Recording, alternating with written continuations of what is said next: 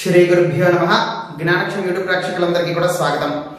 దశమహావిద్యలకి సంబంధించినటువంటి కామాఖ్య అమ్మవారి యొక్క మంత్రాన్ని, ఆ యొక్క ప్రయోగ విధాన్ని సింపుల్ది, ప్రతి ఒక్కరు కూడా చేసుకోదగినటువంటిది, చేసుకున్న ఎటువంటి అపకారం ఏ విధంగా కూడా ఉండనటువంటిది, దానివల్ల అద్భుతమైన లాభం కలిగేటువంటిది ఇప్పుడు నేను మీకు తెలియజేయబోతున్నాను. ఏమిటంటే, ఇప్పుడు చాలా మందికి మీరు అనుకున్నటువంటి పనులు అవ్వకపోవటము, జరగకపోవటము, అయితే విద్యార్థులకి కూడా కోరుకున్నటువంటి విధంగా విద్యలలో రాణించలేకపోవటము, సరైన రిజల్ట్స్ రాకపోవటము, మీరు ఏదైతే పనులు అనేటువంటివి అనుకుంటారో అవి నెరవేర్చలేకపోవటము, ఆ పనులు అనేటువంటివి ముందుకు వెళ్ళలేకపోవటము, ఇట్లాంటివి అనేకమైన సమస్యలన్నీ కూడా జరుగుతూ ఉంటాయి. అటు ఆరోగ్యానికి సంబంధించిన విషయాలు, అలాగే ఇంకా కూడా అనేకమైన సమస్యలు అన్నమాట.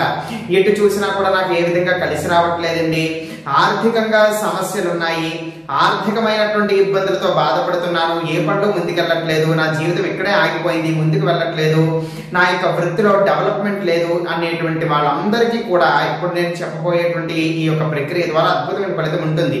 మీరు మీ యొక్క జీవితంలో అద్భుతమైన సక్సెస్ సాధిస్తారు. కోరిన కోరికలు ఏవైనా కూడా అన్ని కూడా నెరవేరుతాయి. కోరినటువంటి పనులు ఏవైతే ఉంటాయో అవన్నీ కూడా సక్రమంగా చక్కగా జరుగుతాయి, ముందుకు వెళ్తాయి. అద్భుతమైన ప్రయోజనం మీకు తప్పకుండా ఉంటుంది ఈ విధంగా గనక మీరు చేయగలిగినట్లయితే. మరి ఏం చెయ్యాలి? అయితే ఏదైనా ఒక శనివారం నాడు మొట్టమొదట చక్కగా ఇంటిలో తలస్నానం చేసుకుని ఒక శనీశ్వరుడు ఉండేటువంటి ఆలయానికి వెళ్ళండి. అంటే నవగ్రహాలు ఉండేటువంటి ఆలయానికి వెళ్ళండి. ఆ శనీశ్వరుడికి చక్కగా మనస్ఫూర్తిగా దండం పెట్టుకోండి. వీలైతే అక్కడ పంతులు గారు ఎవరైనా ఉన్నట్లయితే పూజ చేయించుకోండి. పూజ చేయించుకున్న తర్వాత అక్కడి నుంచి దర్శనం చేసుకున్న తర్వాత ఒక బెల్లం దిమ్మ అనేటువంటిది తీసుకోండి, బెల్లం మొక్క. ఆ యొక్క బెల్లం మొక్కని ఏదో ఒక ఆవుకి పెట్టవలసి ఉంటుంది, తినిపించాల్సి ఉంటుంది, లేకపోతే పెట్టండి.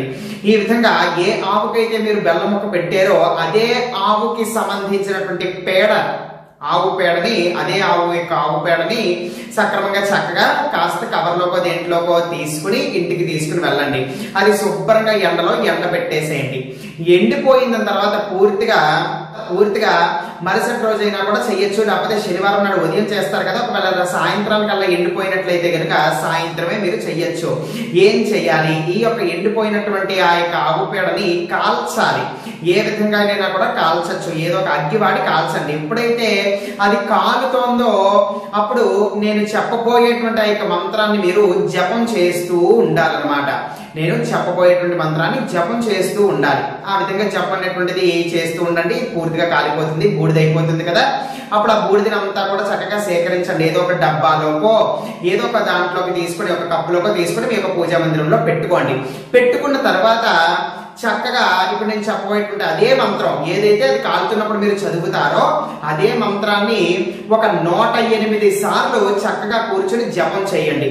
చేశారు కదా, ఇప్పుడు ప్రతిరోజు కూడా మీరు పనికి బయటికి వెళ్తున్నప్పుడు కానీ, ఇంటర్వ్యూకి వెళ్తున్నప్పుడు కానీ, లేకపోతే మామూలుగా సాధారణంగా బయటికి వెళ్తున్నప్పుడైనా కూడా ప్రతిరోజు కూడా ఆ యొక్క భస్మం ఏదైతే తయారు చేసి ఉంచామో అది కొంచెం ఎంత పెట్టుకుంటారో అంతే తీసుకుని ఆ యొక్క మంత్రాన్ని ఒక 11 సార్లు చదువుకొని మీ యొక్క నుదిటిని ధరించండి.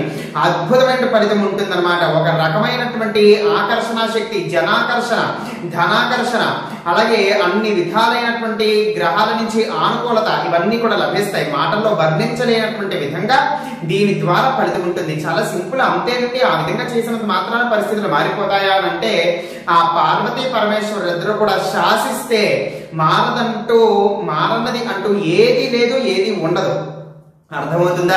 కాబట్టి ఈ యొక్క ప్రక్రియ వల్ల అద్భుతమైన ప్రయోజనం ఉంటుంది. ఆర్థికంగా, కెరీర్ వైజ్ మీరు ఏ వృత్తిలో అయితే పనిచేస్తున్నారో అన్ని విధాలుగా కూడా మీకు చాలా పాజిటివ్ అనేటువంటిది లభిస్తుంది అనమాట. ప్రతిరోజు కూడా ఆ విధంగా భస్మాన్ని 11 సార్లు స్మరించి ధరించండి. ఆ భస్మం పూర్తి అయిపోయింది అనుకోండి, మళ్ళీ ఏదో ఒక శనివారం నాడే అదే విధంగా బెల్లం మొక్క పట్టుకుని వెళ్ళటం, ముందు శనీశ్వరుడికి అర్చన చేసుకోవటమో, దండం పెట్టుకోవటం, ఈ యొక్క బెల్లం మొక్క ఆవుకు తినిపించడం, ఆ యొక్క అదే ఆవు యొక్క పేడని ఇంటికి తీసుకుని వచ్చి ఎండ పెట్టేసిన తర్వాత కాల్చడం. కాలుస్తున్నప్పుడు కూడా అదే మంత్రాన్ని మీరు స్మరిస్తూ ఉండాలి. దాని తర్వాత స్మరించడం పూర్తి అయిపోయిన తర్వాత అదే అట్టే పెట్టుకుంటారు. ప్రతిరోజు కూడా దాన్ని చేతిలో పట్టుకుని ఒక 11 సార్లు ఎంతో కొంత చెప్పించుకుని చక్కగా నుదిని ధరిస్తారు. అయితే ఇప్పుడు ఆలస్యం చేయకుండా ఇక మంత్రం ఏమిటో తెలియజేస్తున్నాను. ఓం నమః కామాక్ష్య హ్రీం క్రీం శ్రీం ఫట్ స్వాహ మళ్ళీ చెప్తున్నాను. ఓం నమః కామాక్ష్య హ్రీం క్రీం శ్రీం ఫట్ స్వాహ. ఇది ఆ యొక్క మంత్రము.